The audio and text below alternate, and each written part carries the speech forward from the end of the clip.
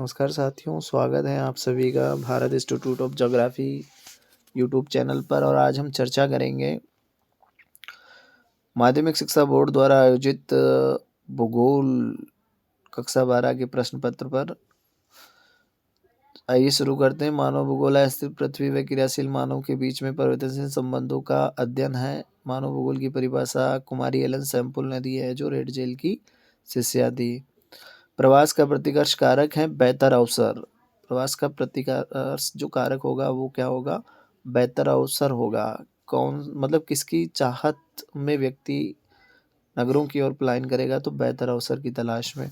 कौन सा कथन सत्य है? आखेट और भोजन संग्रह द्वितीय क्रिया है, ये गलत हो जाएगा। भूमध्य सागरीय कृषि खट्टे फलों के लिए प्रसिद्ध है। बिल्कुल, भूमध्य सागरीय कृषि के अंदर खट्टे फलों को ज़्यादा उगाया जाता है। मिश्रित कृषि में केवल पशुपालन होता है, ये गलत हो जाएगा। निर्वाह कृषि कम जनसंख्या वाले क्षेत्रों में होती है, ये भी गलत हो जाएगा।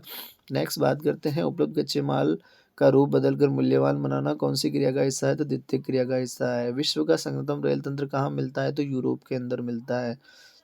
बेल्जियम का सबसे ज़्यादा संगतम रेल तंत्र है। अगर रेल जाल के बारे में पूछता है तो यहाँ पर एशिया हो जाएगा, क्योंकि यूएसए के बाद में भारत का दूसरा स्थान आता है। भारत की पहली जनगणना कब हुई? तो भारत की जो पहली जनगणना और व्यवस्थित जनगणना है वो 1881 में हुई है। पाना, पाडा, पाली, नंगला इत्यादि किस प्रकार की बस्तियां हैं? तो ये पल्ली बस्तियां हैं। रबी की फसल मुख्य रूप से है, तो इसमें सरसों रबी की फसल हो जाएगी। वह सड़क जिन्हें केंद्र सरकार द्वारा निर्मित अनुरक्षित किया जाता है कहलाती है राष्ट्रीय राजमार्ग। समय के दो अंतराल के बीच एक क्षेत्र विशेष में होने वाले जनसंख्या के परिवर्तन को जाना जाता है जनसंख्या वृद्धि। और जनसंख्या वृद्धि जो है धनात्मक और ऋणात्मक दोनों रूपों में हो सकती है। आगे बात करते हैं अपन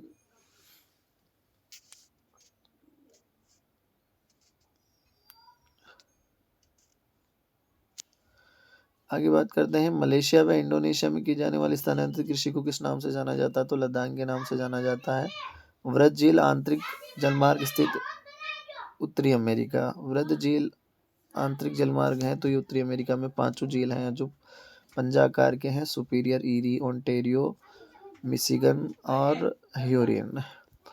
आगे बात करते हैं हम भारतीय जनगणना में ऋणात्मक वृद्धि वाला दशक रहा है, तो 1911 से 21 के बीच का परंपरागत ऊर्जा का स्रोत है तो सौर ऊर्जा। भारत में सड़क जाल में विश्व में दूसरा स्थान है। चमड़ी, लुगदी, कागज, वस्त्र व रसायन उद्योग कौन कौन से प्रदूषक के कारक हैं? तो ये जल प्रदूषण के कारक हैं। बात करते हैं नवनिश्चयवाद की संकल्पना गिरफ्ट टेलर की है। भौतिक भूगोल में भौगोलिक पर्यावरण का अध्ययन किया जाता है। जब लोग एक स्थान से दूसरे स्थान पर जाते हैं तो वह स्थान जहाँ से लोग गमन करते हैं उन्हें उत्प्रवास कहते हैं। जनवरी 1995 के अंदर की हम बात करें तो गेट को WTO में रूपांतरित कर दिया गया था। जल, पेट्रोलियम व प्राकृतिक गैस आदि गैसीय पदार्थों के परिवहन के लिए पाइपलाइन है। 2011 की जनगणना के अनुसार पश्चिम बंगाल द्वितीय संघन जनसंख्या वाला राज्य है। भारत में नगरों का उदय आधुनिक काल में हुआ है। खरीफ की फसलें दक्षिण पश्चिमी मानसून के साथ बोई जाती हैं। धरातली और भौमजल का सर्वाधिक प्रयोग जो है हम सिंचाई के लिए करते हैं। हेमेटाइट और मैग्नेटाइट लोहा एस की किस्में हैं। जनसंख्या प्रवास क्या है? जनसंख्या प्रवास तो एक बहुत बड़े जनसमूह का प्रवास तभी होता है जब वहाँ पर हो सकता है कि प्राकृतिक आपदा घटित हुई हो या फिर युद्ध की स्थिति हो। ऐसी स्थिति में एक बहुत बड़ा जनसमूह जो है एक स्थान से दूसरे स्थान की ओर पलायन करेगा, वही जनसंख्या प्रवास कहलाएगा। द्विपार्श्विक व्यापार को परिभाषित कीजिए। द्विपार्श्विक व्यापार की अगर हम बात करें तो ये द्विपार्श्विक व्यापार का मतलब है दोनों तरफ व्यापार होना या आयात निर्यात होना, जैसे कि दो देशों के बीच में किसी नीति के तहत आपस में व्यापार होना द्विपार्श्विक व्यापार कहलाता है। मानव निर्मित नौवहन नहर कौन सी है जिसके जलबंधक तंत्र मिलते हैं? मानव निर्मित नौवहन नहर की अगर हम बात करें तो स्वेज नहर और पनामा नहर दोनों हैं। सुदूर जंगलों में पहाड़ी ढलानों पर एकाकी झोपड़ियां विकसित करने से होने वाली बस्तियों का नाम दीजिए। तो ये पल्लीकृत बस्तियां हो सकती हैं। मानव विकास सूचकांक जो है प्रोफेसर महबूब उल हक और प्रोफेसर अमर्त्य सेन के द्वारा जो उपागम बताए गए हैं, जिसके आधार पर मनुष्य के उच्चतम विकास की संकल्पना उन्होंने प्रस्तुत की थी। है जल परिवहन सस्ता क्यों है? जल परिवहन इसलिए सस्ता है क्योंकि उसमें परिवहन विकसित करने के लिए किसी प्रकार का अन्य खर्च नहीं होता है और इससे इस जल परिवहन के माध्यम से भारी वस्तुओं वस्तुओं को हम एक स्थान से दूसरे स्थान पर ले जा सकते हैं। एक उत्तरदायी नागरिक होने के नए मानव जनित भू निम्नीकरण की प्रक्रिया को कैसे रोकेंगे? एक उत्तरदायी नागरिक होने के नाते हम मानव जनित भू निम्नीकरण की प्रक्रिया को खनन को कम करके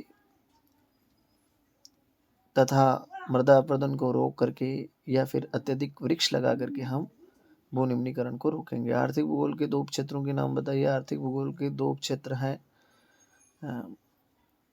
आर्थिक भूगोल, संसाधन भूगोल और पर्यटन भूगोल। कोल खोज क्या है? कोल खोज जो है ये सोवियत संघ में सामूहिक कृषि का रूप है। कोल खोज पशु आधारित 2 उद्योग की बात करें, चमड़ा उद्योग व डेयरी उद्योग। भारत में बोली जाने वाली 3 भाषा परिवारों के नाम लिखिए। भारत में बोली जाने वाली 3 भाषा परिवार इंडो ऑस्ट्रेलियन